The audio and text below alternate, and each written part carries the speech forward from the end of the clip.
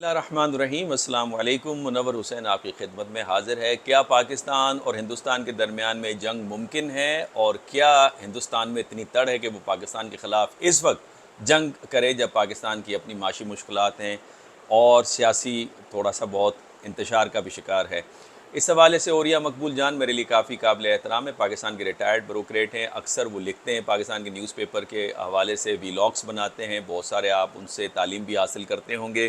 میرا مقصد ہے نالج حاصل کرتے ہوں گے۔ میں بھی ان سے بہت کچھ سیکھتا ہوں، تجربے کار آدمی ہیں، ان کی انالیسس بڑی میچور ہوتی ہے۔ وہ لگاتار ایک حدیث کوٹ کر رہے ہیں جس کے مطابق ہندوستان تباہ ہوگا چین کے ہاتھوں، اور پاکستان کے لیے خطرہ ہے ہندوستان۔ یہ حدیث جو بار بار وہ کوٹ کرتے ہیں، اس کی تھوڑی بہت میں نے تحقیق کی، یہ متفقہ علیہ حدیث نہیں ہے۔ یہاں پہ میں جسارت کروں گا کہ ان سے تھوڑا سا اختلاف کروں۔ اس حوالے سے رجناتھ سنگھ صاحب جو ڈیفنس منسٹر ہیں، اس کا بھی میں نے پہلے ایک دو ویلاگس کے اندر کوٹ کیا۔ انہوں نے کسی جلسے میں پچھلے ماہ کہا کہ اس وقت بہترین ٹائم ہے، پاکستان معاشی طور پہ کمزور ہے، سیاسی طور پہ انتشار کا شکار ہے، کہ پاکستانی کشمیر کو ہتھیا لیا جائے۔ اسی طرح کچھ سوشل میڈیا کے کچھ لوگ ہیں، کوئی ایک آدھ کوئی ریٹائرڈ میجر ہے، وہ اس طرح کی آپ کو باتیں کرتے ہوئے نظر آتی ہیں۔ لیکن میرا ماننا یہ ہے، میرے پاس ایسے دلائل ہیں جو میں نے پچھلے ویلاگ جب chief of the army staff Pakistan کے ایران کے دورے کے اوپر تھے، اسی پس منظر میں نے بتایا تھا کہ ہندوستان میں تڑ نہیں کہ وہ پاکستان کے اوپر حملہ کرے۔ یہ خود ہندوستان کے اپنے مفاد میں نہیں ہے۔ کیوں نہیں ہے؟ سب سے پہلے وہ ویڈیو دیکھیں، پھر اگلی بات مزید دلائل میں اس حوالے سے آپ کے سامنے رکھ دیتا ہوں۔ ہندوستان کے جو ڈیفنس منسٹر ہیں رجناتھ سنگھ، ان کی بھڑکیں یا ان کے جو بیانات ہیں، جو دھمکیاں ہیں پاکستان کے حوالے سے، وہ آئے دن آپ سنتے ہیں۔ ان کا ماننا ہے کہ پاکستان اس وقت سیاسی طور پہ انتشار کا شکار ہے اور معاشی طور پہ کافی مشکلات کا شکار ہے، تو لہٰذا یہ وقت ہے کہ وہ گلگت بلتستان اور جسے وہ پی او کی کہتے ہیں، ان کے مطابق پاکستانی جو کشمیر ہے، جو آزاد کشمیر جسے ہم کہتے ہیں، اس کو ہتھیانے کا وقت ہے۔ لیکن اس حوالے سے میں سمجھتا ہوں کہ یہ جو ان کا بیان ہے، اس کا ایک سیاسی تناظر بھی ہے، چونکہ الیکشنز قریب آ رہے ہیں، اس حوالے سے بھی ہے۔ اور خیر بھارتیہ جنتا پارٹی کا جو نیریٹو ہے، جو بیانیہ ہے، جس میں ووٹرز کو اٹریکٹ کرنا بھی ہے، یا جو ہندوتوا کا جو فلسفہ ہے، جسے میں مدتوا کہتا ہوں، لیٹسٹ فارم آف ہندوتوا، اس کے ایجنڈے میں پاکستان کے خلاف ایک دشمنی کا عنصر آپ کو نظر آتا ہے۔ حالانکہ میں یہ سمجھتا ہوں کہ یہ بھارت کے بس کی بات نہیں ہے۔ کیوں بس کی بات نہیں ہے؟ اس کے اوپر میں لاجیکل آرگیومنٹس آپ کے سامنے رکھ دیتا ہوں۔ پہلی بات تو یہ کہ پاکستان جوہری ہتھیاروں کے ساتھ لیس ہے، اور پاکستان ان چند ممالک کے اندر شامل ہے جس کے پاس جوہری ہتھیاروں کے ٹیکٹیکل ویپنز بھی ہیں، اور یہ ٹیکنالوجی بہت کم ممالک کے پاس، ایک یا دو ممالک کے پاس موجود ہے، اور وہ پاکستان کے پاس موجود ہے۔ لہٰذا پاکستان اگر اس کی سیکیورٹی پہ گزند آتی ہے تو ہماری پالیسی اس حوالے سے بالکل کلیئر ہے کہ ہم کبھی بھی گریز نہیں کریں گے جوہری ہتھیاروں کے استعمال میں۔ تو لہٰذا اس حوالے سے میں سمجھتا ہوں یہ بھارت کو بڑا کلیئر ہے۔ اور 2002 کی جو شنگریلا ڈائلاگ ہوئے تھے، اس میں بھارت کے ڈیفنس منسٹر نے ریکویسٹ کی تھی، اور خود شنگریلا آفیشلز نے بتایا تھا کہ ان کی آنکھوں سے آنسو ٹپک رہے تھے کہ ہم we are at the brink of nuclear war, اور پاکستان نیوکلر ویپن استعمال کرتے ہوئے کبھی بھی نہیں گھبرائے گا، تو لہٰذا اس سے ہماری اس مسئلے کو حل کروائیں اور ہماری جان چھڑوائیں۔ تو میں سمجھتا ہوں بھارت کے جو آفیشلز ہیں اس حوالے سے بڑا کلیئر ہے۔ دوسرا، پاکستان کی جو فوج ہے وہ بیٹل ہارڈن فورس ہے، کئی سالوں سے دہشت گردی کے خلاف حالت جنگ کے اندر ہے، جنگ لڑی ہے اور کامیابی کے ساتھ لڑی ہے۔ تو لہٰذا پاکستان کی فوج کے پاس جنگ لڑنے کا تجربہ، جنگ لڑنے کی صلاحیت اور جنگ لڑنے کی ول، جو تینوں چیزیں بڑی امپورٹنٹ ہیں۔ تجربہ ہونا چاہیے، آپ کے پاس کیپیبلٹی ہونی چاہیے، اور آپ کے پاس ول ہونا چاہیے۔ اس جنگ کی وجہ سے یہ تینوں چیزیں آپ کو بہت اونچا نظر آتی ہیں سطح کے اوپر، اور اس کا اظہار بہت دفعہ بھارت کے جو ریٹائرڈ فوجی افسران ہیں انہوں نے اس کا اظہار کیا ہوا ہے۔ لہٰذا بھارت کی فوج کو اس کا بھی درک موجود ہے۔ تیسرا، بھارت اس قسم کی اگر حرکت کرتا ہے یا فالس فلیگ آپریشن کرتا ہے، اس کا جواب جس طرح سے ہم نے دیا، جس میں ابھینندن کا جہاز گرایا، وہ بھی بھارت کو پتہ ہے کہ ہماری صلاحیت کیا ہے، پہلی بات۔ اور دوسری بات، اس حوالے سے بھارت کو معاشی طور پہ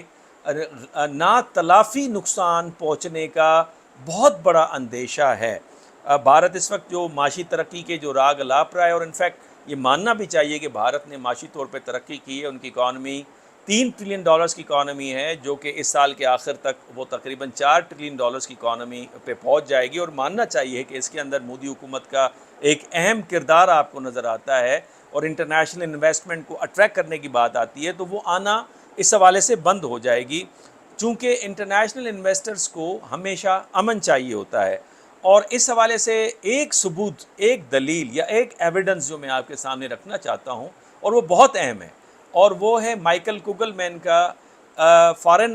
پالیسی کے جریدے میں جو امریکہ سے شائع ہوتا ہے، اس میں انہوں نے ایک آرٹیکل لکھا ہے جس میں انہوں نے بتایا ہے کہ فیکس کون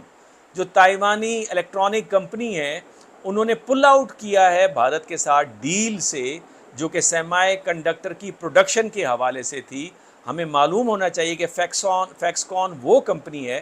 جو کہ ایپل کی میجر سپلائر ہے سیمی کنڈکٹر کی۔ تو اس سے آپ اندازہ کر سکتے ہیں کہ جس کے اوپر مودی صاحب نے سیاسی طور پہ بہت بیانات دیے کہ اس سے کتنے جابس آئیں گے بھارت کے اندر، اور بھارت کے اندر ٹیکنالوجی ہے وہ شفٹ ہوگی، تو انہوں نے اس حوالے سے پل آؤٹ کیا۔ تو لہٰذا اگر جنگ کی صورتحال بنتی ہے تو آپ اندازہ کر سکتے ہیں ایگزیکٹلی اسی طرح سے جس طرح سے چرچل کے ساتھ ہوا تھا، ایگزیکٹلی اس طرح سے جس طرح سے وار کے بعد ایوب خان کی حکومت متزلزل ہوئی، انہوں نے پاور چھوڑنا پڑا، تو مودی حکومت اور مودی کی سیاسی پارٹی بھارتیہ جنتا پارٹی انتہائی مشکلات کا شکار ہوں گی، جو کہ آلریڈی مشکلات کے فیز میں سے گزر رہی ہے۔ ریسنٹ الیکشنز میں ہم نے دیکھا، وہ کرناٹکا کے الیکشن ہو، اروناچل کے ہوں، پنجاب کے ہوں، وہاں پہ شکست، اور پھر اپوزیشن کی پولیٹیکل پارٹیز کا یونائٹڈ فرنٹ جو ہے وہ تیار ہو گیا ہے، اور پھر بھارت کے اندر جو سین وائسز ہیں، جو کرٹیسزم ہے مودی حکومت کی اندرونی پالیسیز کے حوالے سے، آزادی کے حوالے سے، چاہے پریس کی آزادی ہو یا انڈیویجول لبرٹی ہو یا مائنورٹیز کے اندر جو برتاؤ ہو، جس کا اظہار صدر اوباما نے CNN کے ساتھ انٹرویو میں کیا، جس کا اظہار بھارتی سین وائسز جس میں اروندھتی رائے ہیں جو کہ ویل نون انٹرنیشنل رائٹر ہیں، اس طرح کی، یا برکا دت ان کی ویل نون جرنلسٹ ہیں، اس کا اظہار بار بار آپ کو نظر آتا ہے۔ تو لہٰذا بھارت کا جو معاشی ترقی ہے وہ رک جائے گی۔ بالکل اسی طرح سے ایک اور دلیل آپ کے سامنے رکھنا چاہتا ہوں، جس طرح سے جو گولوان ویلی کے اوپر جو چپکلش ہوئی چائنا کے ساتھ، تو اس میں یہ بھارتی بزنس مین تھے جنہوں نے مودی حکومت کے اوپر زور دیا کہ اس سے آپ پیچھے ہٹیں، جس سے جو ان کی جو انڈسٹری تھی وہ چائنا کے امپورٹ کے اوپر انحصار رکھتی ہے۔ تو لہٰذا میں سمجھتا ہوں کہ اس طرح کی صورتحال سے آگاہ سب سے زیادہ بھارت کے بزنس مین ہیں جو بھارت کی معاشی ترقی میں ایک اہم کردار ادا کر رہے ہیں، ان کے عزم کو، ان کے مفادات کو شدید نقصان ہوگا، اور بھارت کی اکانومی کو بہت شدید نقصان ہوگا۔ تو لہٰذا ایک یہ آرگومنٹ ہے۔ تیسرا جو اہم اس کی وجہ ہے، اگر اس طرح کی صورتحال پیدا ہوتی ہے تو خود بھارت کے اندر جو آزادی کی تحریکیں وہ زور پکڑ جائیں گی۔ اس وقت ہم دیکھ رہے ہیں منی پور میں کیا ہو رہا ہے، آسام کی جو تحریک ہے، سکھوں کی جو تحریک ہے آزادی کی، اور کشمیر کی جو تحریک ہے، یہ سر فہرست ہیں، اس کے علاوہ بے تحاشا اور بھی ہیں۔ تو آپ سمجھ سکتے ہیں کہ اس کا جو اگر اس طرح کی صورتحال ہوتی ہے جہاں پہ بھارتی حکومت کمزوری کا شکار ہوگی، سوسائٹل انکوہیسونیس پیدا ہوگا، معاشی طور پہ جو ہے ڈیکلائن کرے گا، تو اس صورت میں جو آزادی کی تحریک ہیں وہ زور پکڑے گی اور بھارت ڈس انٹیگریشن کی طرف جائے گا، جس کا حوالہ اگین میں دوں گا، جس کی طرف اشارہ خود صدر اوباما نے دیا۔ اور ہمیں یاد رکھنا چاہیے کہ یہ امریکن حکومت کا بیانیہ ہے۔ ہمیشہ امریکن حکومت بھارت کو سیدھے براہ راست خود نہیں کرے گی، وہ آؤٹ سورس کرتی ہے سوالات کو، جس طرح انہوں نے اپنی ایک خاتون جرنلسٹ کے ذریعے سے سوال کروایا مودی صاحب سے مائنورٹیز کے حوالے سے جو ان کا رویہ ہے، اور پھر صدر اوباما نے جو بیان دیا CNN کے اوپر، تو یہ ہمارے سامنے ہے۔ اور چوتھا، جو بی جے پی کی جو سیاسی تنظیم ہے اس کو ناتلافی نقصان ہونے کا خطرہ ہے، اس حوالے سے وہ متزلزل ہوگا، جس کا میں نے پہلے بھی مثال دی، چرچل کی مثال دی، ایوب خان کی حکومت کی مثال دی۔ تیسرا مسئلہ پاکستان کے جو ایران کے حوالے سے جو وزٹ ہے آرمی چیف جناب آصف منیر صاحب کا، نے کچھ دلیلیں میری سنی اور مزید دلائل میں آپ کے سامنے رکھ دیتا ہوں۔ کچھ عرصہ پہلے میں نے ANI کا ایک پروگرام دیکھا جس میں ایک ان کا ریٹائرڈ میجر یہ کہتے ہوئے نظر آیا کہ ہمیں پاکستان کی فالٹ لائنز کا پتہ ہے، سیکٹیرین بنیادوں کے اوپر معاشرتی پولرائزیشن کے حوالے سے ہم اسے ایکسپلائٹ کر سکتے ہیں۔ میں یہ کہنا چاہتا ہوں کہ بھارت کے اندر بہت ساری فالٹ لائنس ہیں. آپ ناگالینڈ سے شروع ہو جائیے, آپ کشمیر پہ آ جائیے, آپ پنجاب میں آ جائیے, آپ آسام پہ چلے جائیے, آپ کو فالٹ لائنس بہت زیادہ نظر آتی ہے. میں سینکڑوں کیسز یہاں پہ کوٹ کر سکتا ہوں. پھر بھارتی سوسائٹی, معاشرہ اس وقت پولرائزیشن کا شکار ہے thanks to prime minister Modi اور مدتوا کے فلسفے کی وجہ سے. ایک آپ کو پولرائزیشن شدید سے شدید تر ہوتے ہوئے نظر آتی ہے. سیاسی طور پہ بھی پولرائزیشن نظر آ رہی ہے, جس طرح سے سیاسی پارٹیاں ایک طرف جمع ہو گئی ہیں بھارتیہ جنتا پارٹی کے حوالے سے, اور پھر معاشرتی طور پہ بھی نظر آتی ہے. اس کا امپیکٹ یہ ہے کہ جو انسٹیٹیوشنل جو گروتھ تھی بھارت کے اندر, ہندوستان کے اندر, وہ رک گئی ہے اور انسٹیٹیوشن ڈیکے کا شکار ہیں, اسپیشلی دا جسٹس سسٹم. اور اس کے ثبوت کے طور پہ یہ ویڈیو ذرا آپ ملاحظہ کی تھی. We live in an India, the new India, where rapists, genocides, orchestrators, hate mongers, lynchers can walk scot-free, but where an honest and upright officer or an honest and upright individual will not get a fair day in court. We live in an India where, despite of there being enough evidence to prosecute Narendra Modi for his role in the 2002 riots, the man not only walks scot-free but enjoys the highest position within the country. The judiciary, for the longest time, people outside of the country have always believed that the Indian judiciary is a robust system. It is not. The Indian judiciary has been systematically subverted for the last few years now, top to bottom. The judiciary works at the behest of the political duo Amit Shah and Narendra Modi to ensure that A, Modi is exonerated of any crime that he has committed, and B, that any individual who has had the courage to stand up against this regime is witch hunted, picked, and put behind bars to ensure that their voices are never heard. For the last few years, in 2011, when my father submitted the sworn affidavit in the Supreme Court of India, he was immediately suspended. When Narendra Modi became the Prime Minister of India in 2014, my father was dismissed from duty. In 2018, to ensure once and for all that the Gujarat chapter was shut and never opened, in order to destroy the credibility of that one person, the sole surviving witness to the state's complicit role and action in the 2002 genocide, the Modi government picked up my father in the early morning of 5th September 2018 under the pretext of questioning him in a 30-year-old case, a case that had a case which is nothing but a fanciful fabrication of fiction. And my father was convicted to life imprisonment through a blatantly vitiated trial where we were not allowed to defend ourselves, when his presence was not allowed, and he was thrown in jail for life imprisonment for a crime he did not commit. یہ video ملاحظہ کی جس کے اندر ایک بھارت کے honest officer کی بیٹی کیا کہہ رہی ہے جسٹس سسٹم کے بارے میں, اس کے فادر کے ساتھ اس کی آنیسٹی کی وجہ سے کیا ہوا آپ نے دیکھا. اس کے علاوہ میری اگلی دلیل یہ ہے کہ ہم اکثر پاکستانی میڈیا کے اندر, ہندوستانی میڈیا کے اندر یہ سنتے ہیں کہ بھارت کی اکانومی بہتر پرفارم کر رہی ہے, انفیکٹ کر بھی رہی تھی, لیکن اب یہ نہیں کر رہی. اب یہ ڈھول پیٹنا جو ہے اس حوالے سے وہ مناسب نہیں ہے, چونکہ بدقسمتی سے, چونکہ انسان کا نقصان ہے اس لیے میں بدقسمتی کا لفظ استعمال کروں. بھارت کے اندر, ہندوستان کے اندر سیلاب آیا ہے اور سیلاب کی وجہ سے تقریباً 50 سے 100 بلین ڈالرز کا نقصان ہوا ہے, اور ماہر معاشیات کا کہنا یہ ہے کہ بھارت اپنی گروتھ 2 سے 3% اگر جاری رکھے تو یہ بھی معجزہ ہوگا. اس کی بنیادی وجہ یہ ہے کہ ایکسپورٹ جو زراعت ہے بھارت کی, زیادہ تر ایکسپورٹ زراعت کے اوپر ہوتی ہے, اور وہ 40% پلے کرتا ہے رول بھارت کی جی ڈی پی کے اندر. اس کا گراوٹ آپ کو نظر آئے گی, ایکسپورٹس آپ کی کم نظر آ رہی ہے. اس کے علاوہ کنسٹرکشن اور ریہیبلیٹیشن کی کاسٹ بڑھ رہی ہے. یہی وجہ ہے کہ مودی حکومت نے رائس کی ایکسپورٹ کے اوپر اور دوسری زرعی مصنوعات کے اوپر پابندی لگاتی ہے, کیونکہ وہاں پہ قحط آنے کا خطرہ ہے. اس حوالے سے کس قسم کا سیلاب آیا ہے, لوگوں کے تاثرات کیا ہیں ہندوستان کی حکومت کے بارے میں, یہ ذرا ملاحظہ کیجیے.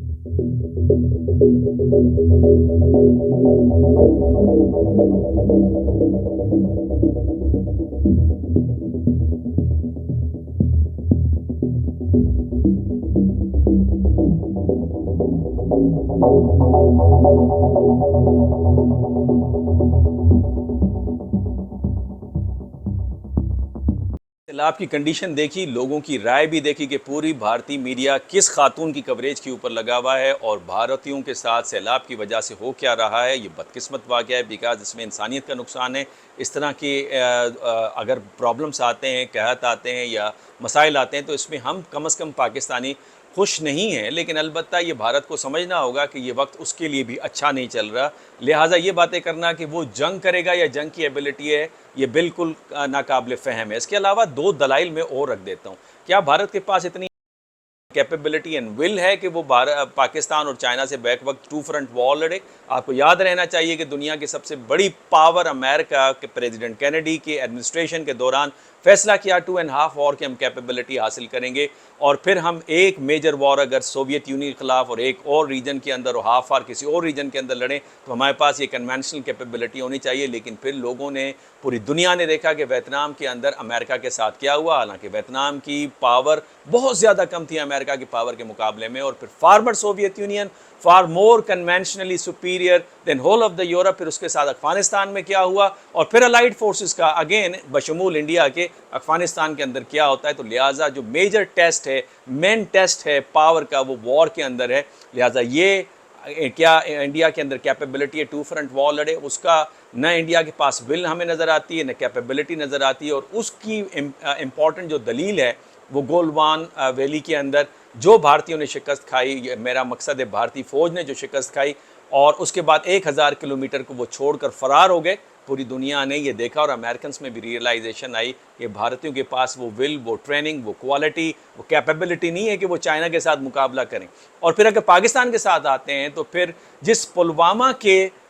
پریٹیکسٹ کے اندر انہوں نے حملہ کیا بالا کوٹ کے اوپر، اس کا جو ہم نے جواب دیا، وہ جواب پوری دنیا نے دیکھا کہ 2 ان کے طیارے ہم نے گرائے، جس میں ان کا ایک سو-30 جو 4th اینڈ ہاف جنریشن جو فائٹر جیٹ ہے، ہم نے وہ گرایا، اور اس کے بعد ان کی ریکویسٹ کے اوپر ہم نے ابھی نندن کو واپس کیا۔ تو ہمارے پاس وہ کیپیبلٹی موجود ہے۔ اس کے علاوہ دوسری میری امپورٹنٹ دلیل یہ کہ کیا ریجنل پارٹس اور انٹرنیشنل پارٹس پاکستان اور انڈیا کو الاؤ کریں گے کہ وہ آپس میں جنگ کرے، کیونکہ جنگ یہاں تک محدود نہیں ہوگی، پھر اس کا ڈومینو ایفیکٹ ہوگا اور یہ جنگ پھر پھیلے گی اور یہ نیوکلیر وار ہوگی۔ یاد رکھیں پرویز مشرف صاحب مرحوم ہمیشہ یہ کہتے تھے کہ ہم نے یہ کھلونے شوکیس میں سجانے کے لیے نہیں رکھے ہوئے، اور یہ بھارتیوں کو اس کا اچھا اندازہ ہے۔ ہمارے ایک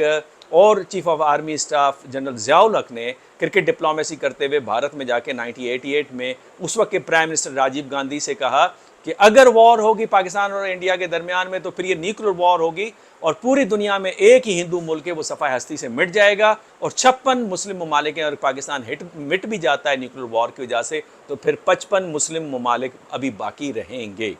آخری بات پاکستان کی پولرائزیشن کے حوالے سے، اپوزیشن کے حوالے سے، سیاسی انتشار کے حوالے سے اور معاشی پاکستانی کمزوری کے حوالے سے میں عرض کرنا چاہتا ہوں کہ پاکستان کی جو آفیشیل اکانومی ہے اس سے بڑی ان آفیشیل اکانومی، پاکستان کے پاس بے تحاشا پیسہ موجود ہے۔ صرف ٹرسٹ نہیں ہے حکومت کے اوپر، جیسے ہی ٹرسٹ بحال ہوگا آپ دیکھیں گے پاکستان کے اندر بہت سارا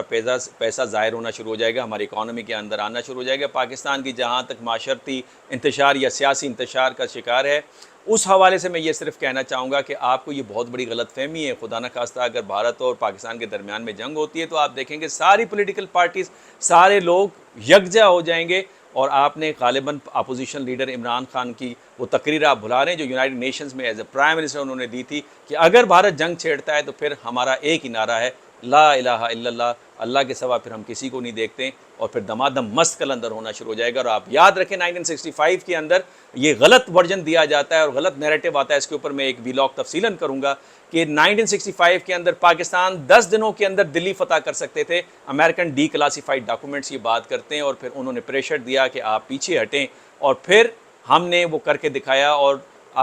بھارت کے ایک مشہور جنرل مانک شاہ، انہوں نے مانا تھا 1971 کے اندر کہ پاکستان کی فورسز بنگلہ دیش کے اندر کس بہادری کے ساتھ لڑی تھیں۔ بہرحال جو